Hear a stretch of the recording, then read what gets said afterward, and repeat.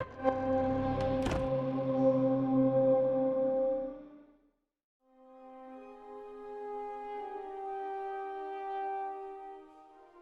one of the most anticipated games of its generation, Marvel's Spider-Man for PS4 is arguably the best superhero game ever made.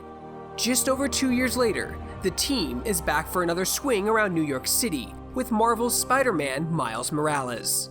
Can this sequel prove to do whatever a spider can? Yeah, man, let's do this. Or should have Spider-Man quit while he was ahead? Miles! I'm up. Find out in our review.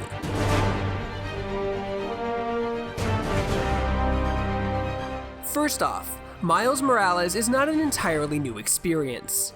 It recycles the sprawling New York City map from the previous game, along with most of its gameplay mechanics and mission design. Hey, yourself!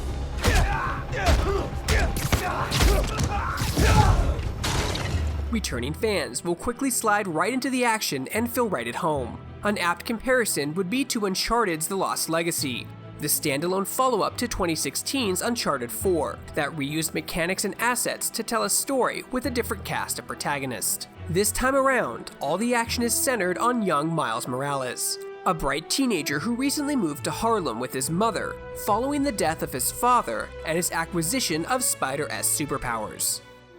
You needed some help? I'm Spider-Man. He is friendly with Peter Parker, who sees Morales as an apprentice to the mantle of Spider-Man. Because Peter is the ultimate simp and decides to follow Mary Jane Watson to Europe for a few weeks, the responsibilities that come with being Spider-Man fall directly onto the shoulders of Morales. Good work, other Spider-Man. Thanks. As just about anyone could have predicted, chaos ensues and Miles must save his neighborhood almost single-handedly. Did you hear those guys? Their boss wants to run crime in Harlem. Drugs, protection. Can't people just visit for the food and museums and not make a mess?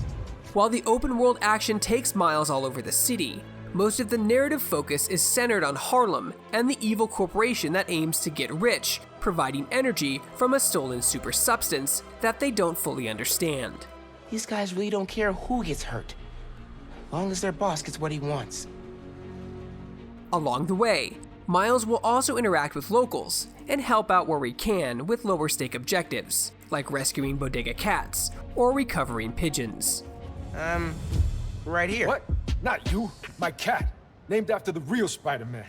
Bunch of jerks broke in here and robbed my place. Think they took Spider-Man too. I'd also like to shout out the wonderful use of licensed music this time around, as it helped improve immersion and worked to make Miles' neighborhood plight feel more personal.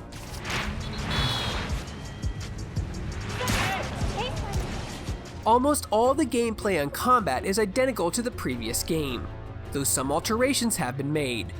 Morales has energy flowing through his body that is referred to as venom, and he gradually unlocks a series of attacks and maneuvers that unleash this energy. Lucky for Miles, these specific attacks are the only vulnerabilities that many of his tougher foes are susceptible to. Most encounters play out just like in the PS4 Spider-Man game, save for these venom attacks. Mission design is also nearly identical to the previous game, with Morales having to deal with fixed numbers of thugs or soldiers to score a win. The option open world activities are also recycled, with only slight variations on the existing formula. The suit unlock system, skill tree, and mods are all akin to how they worked before.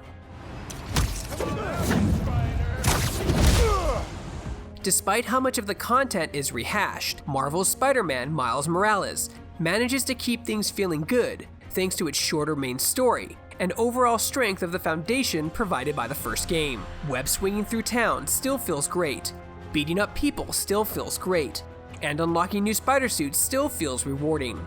I found Miles to be a much more interesting protagonist than Peter Parker, even though the main story stubbornly remains faithful to some of the annoying Spider-Man character tropes. You hate it. Nah. That's your I hate it, but I'm too nice to say it voice. No. The PS5 version of the game comes with some visual upgrades over the previous game and offer players two different modes to experience: Performance Mode and Fidelity Mode. Performance Mode is visually closer to the PS4 game, but offers the ability to run up to 60 frames per second. This makes just about everything you do in the game feel better due to the lower input lag on the controller and the on-screen action being very smooth. Combat encounters in particular feel more satisfying because it feels you are directly cracking skulls instead of watching animations play through.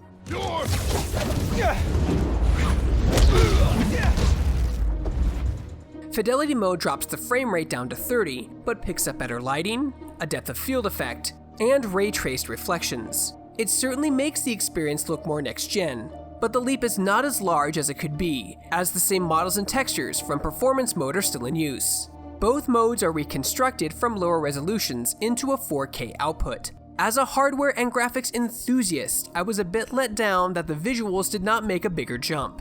But this is still a cross-gen game, and there's nothing here that adversely affects the enjoyment of the story. Not what I expected. There's gotta be more here. Further into the campaign, I started experiencing series of stutters and hitches in performance in both modes, especially during open-world web-slinging. The longest freezes would sometimes last a full second, and this continued through the end of the game. I would assume this is a bug that could be fixed, but was disappointing nonetheless. Thanks, Spider-Man. Good to have you looking out for us. Marvel's Spider-Man Miles Morales will appeal to loads of players, and I suspect it'll be a hit for most gamers this holiday season.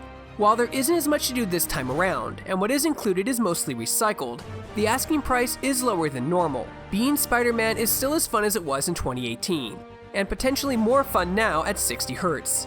And Miles Morales is a character that is more compelling than Peter Parker.